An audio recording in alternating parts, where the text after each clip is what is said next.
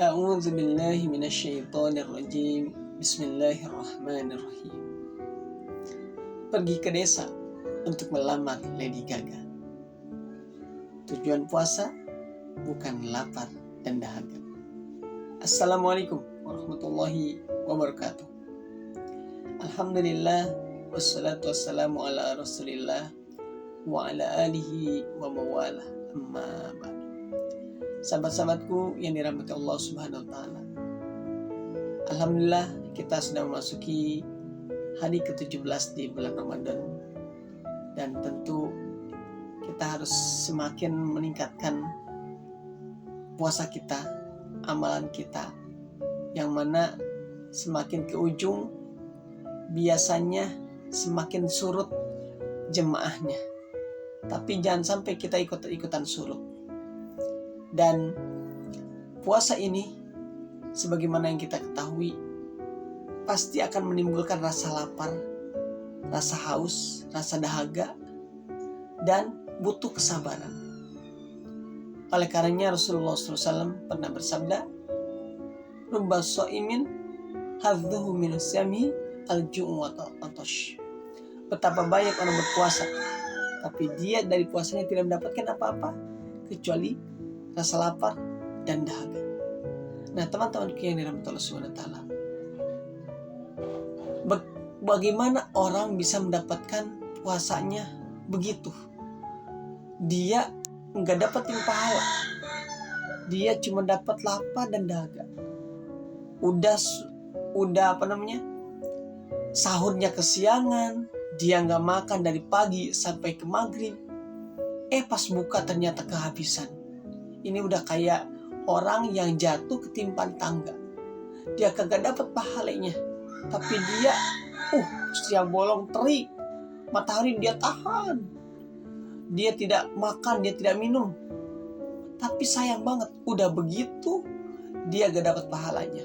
Nah, teman-teman yang dirahmati Allah Subhanahu wa taala, apa aja emang yang membuat seseorang bisa termasuk orang yang dia berpuasa tapi cuma dapat lapar dan dahaga saja? Yang pertama, bahwa orang yang senang berdusta, dia kerjaannya bohong, dia kagak jujur. Nah, ini misalkan contoh, ada seorang yang lagi jatuh cinta, fall in love. Gunung kan kudaki, asik. Lautan kan kuseberangi demi mendapatkan cintamu, wahai Neng Siti. Nah, ini bahasa seseorang yang lagi fall in love. Nah, begini, kalau dia lagi cinta, sedang berbunga-bunga hatinya, bahasanya tinggi, sehingga apapun akan dia ucapkan, akan dia keluarkan demi membuat sang pujaan hatinya berbinar. Nah, ini gombal. Tapi kalau misalkan kata-katanya ini juga tidak dilaksanakan, hanya sekedar gombal, maka ini bisa termasuk kepada yang dusta, berbohong. Maka harus dihindari. Kenapa? Ini bulan puasa, ini bukan bulan biasa. Karena setiap amal itu akan berlipat-lipat, dan kesalahan kecil pun akan sangat berpengaruh. Itu yang pertama. Yang kedua, yang membuat puasa kita bisa menjadi puasa yang tidak berpahala, itu adalah berkata sia-sia atau ropas. Jadi dia ngobrolnya hal-hal yang, kalau bahasa kita hari ini adalah orang obrolannya porno, tentang sesuatu yang bisa menimbulkan syahwat. Kan dia enggak dia sia-sia, dia juga menimbulkan sesuatu yang kalau di bulan lain mungkin antar suami istri sih nggak apa-apa bulan lain, tapi kalau di bulan Ramadan ini harus dihindari.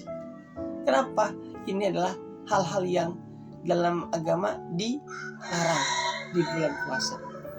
Dan yang ketiga yang membuat puasa seseorang itu hanya mendapatkan lapar dan dahaga saja, itu adalah dia melakukan berbagai macam maksiat.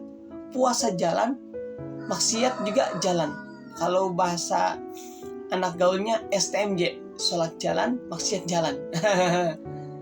Jadi di bulan Ramadan ini, kalau 3 hal yang tadi, berkata dusta, kemudian berkata sia-sia, dan juga ropas itu dilakukan, maka dipastikan puasa kita hanya mendapatkan laparnya doang, hausnya doang, pahalanya kagak. Kan sayang banget.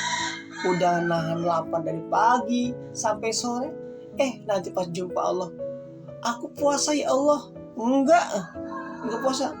Kan saya udah nahan. Kamu iya nahan, tapi selama itu kamu berdusta, kamu berkata sia-sia, kamu ropas, dan kamu juga melakukan kemaksiatan. Apa maksud yang dilakukan? Maksud yang dilakukan adalah, pertama, dia zolim kepada tetangga, zolim kepada siapa saja. Kemudian dia juga berdusta, dan dia bermusuhan dengan orang lain. Ini bagian daripada maksiat yang dikategorikan dalam asbab yang ketiga tadi, yaitu bermaksiat. Nah, teman-teman dari Allah SWT, mudah-mudahan kita dan saya, Allah berikan kemampuan untuk bisa memaksimalkan sisa-sisa puasa ini.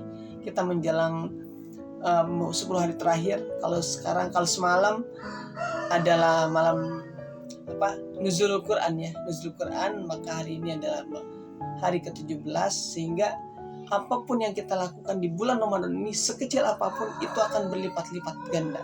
Oleh karenanya, jangan sampai terlewat begitu saja. Pastikan untuk senantiasa diisi dengan zikir, tilawah, dan ibadah, yang mana itu akan bisa memberatkan timbangan amal kita, dan nanti akan menjadikan Allah mudah sekali untuk memberikan rahmat kita agar bisa berada di surganya Allah Subhanahu wa taala.